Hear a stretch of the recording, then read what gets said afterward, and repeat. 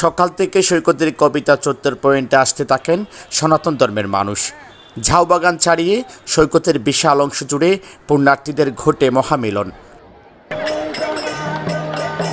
তারপর সমুদ্রের স্বচ্ছ পানিতে নেমে গঙ্গা স্নান উৎসবে মেতে ওঠেন। ফুল ফল ডাবের জল দিয়ে দেবীর চরণে ভক্তি শ্রদ্ধা নিবেদন করেন। স্নান করলে সব পাপ পুণ্য সবগুলো ধুয়ে মুছে মানুষ শুদ্ধ পবিত্র হয়ে যায়।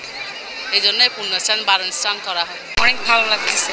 আমরা ছোটবেলায় তো আরো অনেক মজা করতাম, এখন বাচ্চারা করতেছে। পুণ্যার্থীরা বলছেন পাপ মুক্তির আশায় তারা বারণী উৎসবে আসেন। একটা অত্যন্ত পবিত্র একটা সময়।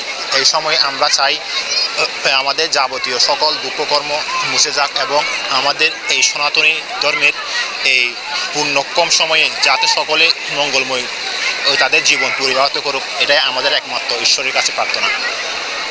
বিশ্বাস করে আমাদের ধর্মমতে আছে যে গঙ্গা স্নান আমরা যদি গঙ্গা স্নানে আজকে এই তিথিতে আমরা গঙ্গা স্নান করি, তাহলে আমরা অতীতের সকল পাপ মুছে গিয়ে আমরা আগামী দিনে সত্য সুন্দর এবং একটি সুন্দর সমাজ গঠনের জন্য নিজেদের পরিচালনার জন্য আমরা এগিয়ে যেতে পারবো। সেই আশায় আমরা আজকে এই গঙ্গা স্নানটা আমরা করি। বিভিন্ন জায়গা থেকে আমাদের যেমন মশকালি, টেকনাফ, উকিয়া, কোটবাজার, রামু, চকরিয়া, আমিরাবাদ, এই দূর দূরান্ত থেকে বক্তারা এখানে বাঁশখালী ওখান থেকে বক্তারা এখানে আসছেন মহাবারণ স্নান উপলক্ষে, যে আমরা এই গঙ্গা স্নানটা মানে আমরা শুদ্ধ হওয়ার জন্য।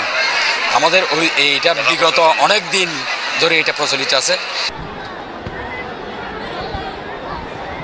সৈকতের বারণী উৎসবে এসে জাতীয় সংসদের হুইপ সাইমাম সরোয়ার কমল বললেন, দুটি ধর্মের একসাথে চলায় প্রমাণ করে অসাম্প্রদায়িক বাংলাদেশ বিনির্মাণে সবাই অভিন্ন। পৃথিবীটা সকল ধর্মের মানুষের। আমার নবীজি হযরত মুহাম্মদ সাল্লাল্লাহু আলাইহি ওয়াসাল্লাম তিনি কিন্তু অন্য ধর্মকে সম্মান করেছিলেন।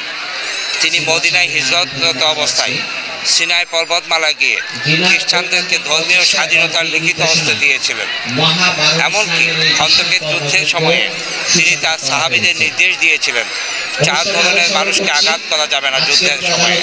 প্রথমত কোনো শিশু হত্যা করা যাবে না, দ্বিতীয়ত কোনো নারী স্পর্শ করা যাবে না, তৃতীয়ত কোনো বয়স্ক মানুষকে আঘাত করা যাবে না, এবং চতুর্থত মন্দির গির্জায় আশ্রয়রত কোনো মানুষকে আক্রমণ করা যাবে না।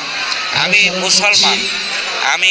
মুসলমান হিসেবে আমি মনে করি আমার নির্বাচনী এলাকায় যারা আমাকে ভোট দিয়েছে বিভিন্ন ধর্মের যেই ধর্মের হবে হোক, তাদের সকলের সাথে সংহতি জানানোর জন্য, সকলে যাতে সম্প্রীতিকে সম্মান করে, সকলের মধ্যে যাতে সৌহার্দ্য থাকে, সকলের মধ্যে যাতে ধর্মীয় রেষারেষি না থাকে, এই কারণে আমি আজকে এখানে এসেছি।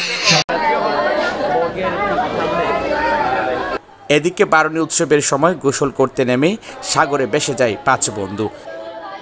সেখান থেকে 4 জন উদ্ধার হলেও মৃত্যু হয় কিশোর জয় শর্মার। এ ঘটনায় উৎসবের মাঝে শোকের ছায়া পড়ে। তারেক হায়দার, প্রবাল নিউজ, কক্সবাজার।